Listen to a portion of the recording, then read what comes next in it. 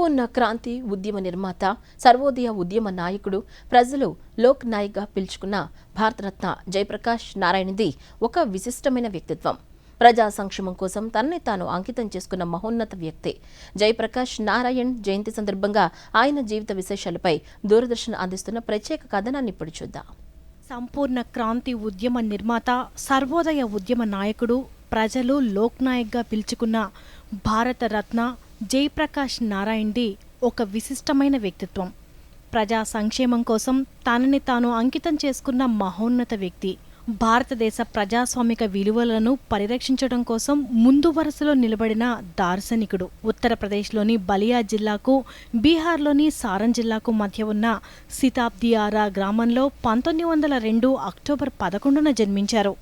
పాట్నాలో ఉన్నత పాఠశాల విద్యను, కళాశాల విద్యను పూర్తి చేసుకున్న ఆయన 8 ఏళ్ల పాటు అమెరికాలో ఉన్నత విద్యను అభ్యసించి 1929లో స్వదేశానికి తిరిగి వచ్చారు.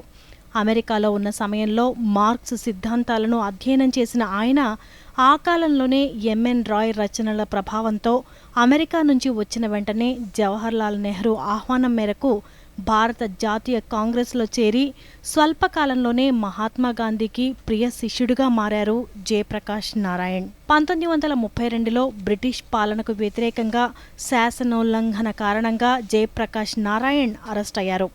నాసిక్ జైలులో బందీగా ఉన్న సమయంలో రామ్ మనోహర్ లోహియా, మిను మసానీ, అచ్యుత్ పట్వర్ధన్, అశోక్ మెహతా, బసవంత్ సింగ్ తదితర జాతీయ నాయకులను కలిశారు. విడుదలైన తరువాత అంతర్భాగంగా వామపక్ష భావాలతో స్థాపించబడిన కాంగ్రెస్ సోషలిస్ట్ పార్టీకి ప్రధాన కార్యదర్శిగా నియమితులయ్యారు.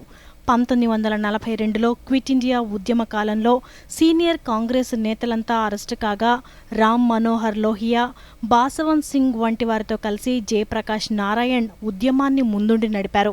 స్వాతంత్రానంతరం ఆచార్య నరేంద్రదేవ్, బాసవంత్ సింగ్ తదితరులతో సోషలిస్టు పార్టీ ద్వారా ప్రతిపక్ష పాత్ర పోషించారు.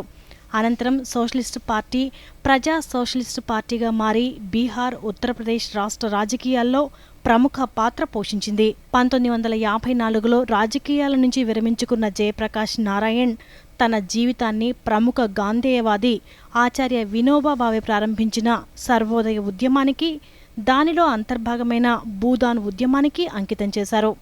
1960వ దశకం చివర్లో జయప్రకాష్ నారాయణ్ తిరిగి బీహార్ రాష్ట్ర రాజకీయాల్లో క్రియాశీలకంగా వ్యవహరించారు. 1974లో బీహార్లో ఆయన నాయకత్వం వహించిన విద్యార్థి ఉద్యమం ఆ తర్వాత బీహార్ ఉద్యమంగా ప్రసిద్ధి పొంది ప్రజా ఉద్యమంగా మారింది.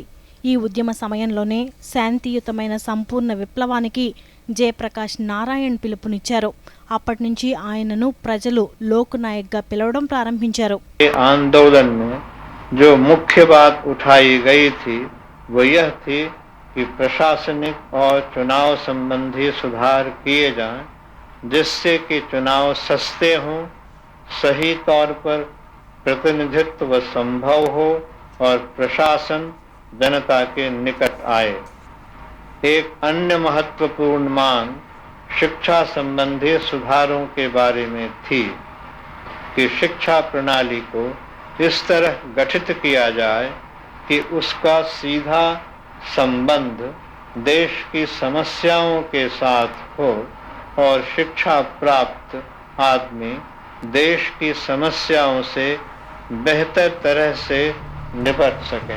ఎన్నికల నియమావళి ఉల్లంఘన ఆరోపణలతో ఆనాటి భారత ప్రధాని ఇందిరాగాంధీని దోషిగా పేర్కొంటూ అలహాబాద్ హైకోర్టు తీర్పు వెలువడిన వెంటనే ఇందిర రాజీనామాకు జయప్రకాష్ నారాయణ్ డిమాండ్ చేశారు. ఈ నేపథ్యంలోనే ఇందిరాగాంధీ 1975 జూన్ 25 అర్ధరాత్రి నుంచి దేశంలో అత్యవసర పరిస్థితిని విధించారు. దేశవ్యాప్తంగా ప్రతిపక్ష నేతలను ప్రభుత్వం అరెస్టు చేసింది. చండీగఢ్లో బందీగా ఉన్న జయప్రకాష్ నారాయణ్ ఆరోగ్యం క్షీణించడంతో నవంబర్ 12న విడుదల చేశారు.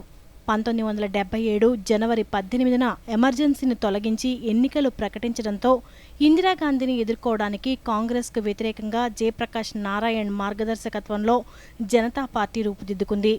ఆ ఎన్నికల్లో కాంగ్రెస్ను ఓడించి కేంద్రంలో ప్రభుత్వాన్ని ఏర్పరిచిన మొట్టమొదటి కాంగ్రెసేతర పార్టీగా చరిత్రలో స్థానం సంపాదించింది. జయప్రకాష్ నారాయణ్ చేసిన ప్రజాసేవకు గుర్తింపుగా 1965లో రామన్ మెగ్సెసే అవార్డు దక్కింది.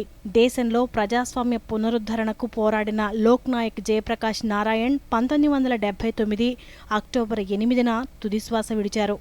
మరణానంతరం 1998లో భారత ప్రభుత్వం లోక్ నాయక్ జయప్రకాష్ నారాయణ్కు దేశ అత్యున్నత పౌర పురస్కారమైన భారతరత్నను ప్రకటించింది.